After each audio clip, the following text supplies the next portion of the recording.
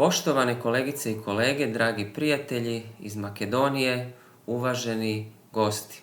Želim vam puno uspjeha na ovom značajnom događaju Sestrinstvo i istorija u Makedoniji, sadašnjost, rezolucija vašeg velikog i uspješnog kongresa u Strugi, te promocija povelje Slavijanke Vlahčeve pod motom "Ovo je naše vreme da bi došla bolja vremena".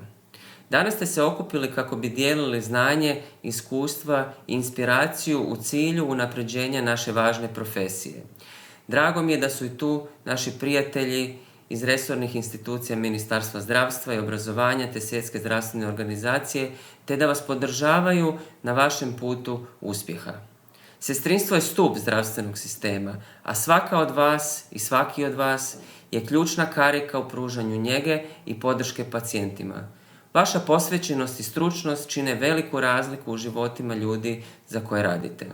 Neka ovaj događaj bude prostor za razmjenu ideja, inovacija i zajedničkog boljitka. Radimo zajedno kako bismo poboljšali sestrinsku praksu i doprinijeli boljem zdravlju naše zajednice. Ja vam mogu obećati kako ću kao predsjednik Europske organizacije sestara specijalista, kao predsjednik Hrvatskog nacionalnog saveza sestrinstva, te kao predsjednik Hrvatskog društva medicinskih sestara, anestezije, reanimacije, intenzivne skrbi i transfuzije, biti tu za vas i pomoći vam svojim iskustvom na putu napretka na kojem možemo rasti zajedno. Hvala vam što ste tu i što svakodnevno donosite pozitivan doprinos zdravstvenom sistemu. Želim vam inspirativno iskustvo tokom ovog događaja i puno pozdrava iz Zagreba. Poštovana predsjednice Bešljovska, uvažene koleginice i kolege, pre svega želim da vam čestitam na osnivanju društva koje će se baviti istorijatom sestrinstva Severne Makedonije, ali i na odlično organizovanom kongresu u Strugi oktobra ove godine.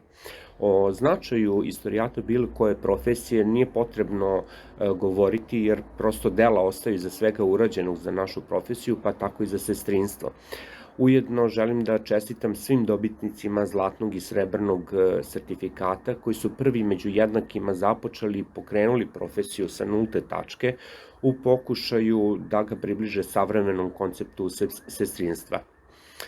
Balkanska asocijacija je započela jedno novo poglavlje na zdravim i širim osnovama na nivou Zapadnog Balkana, a istoriju će pisati oni koji nastave započetim putem, a mi ćemo ostati sigurno upisani, ja se iskreno nadam, kao pozitivni vizionari naše profesije koji su formirali jednu ovakvu lepu profesionalnu asocijaciju. Žao mi je što nisam mogao i danas biti sa vama, ali obaveze koje sam ranije preuzeo sam morao ispoštovati, a opet sve zbog razvoja profesije i Balkanske asocijacije medicinskih sestara.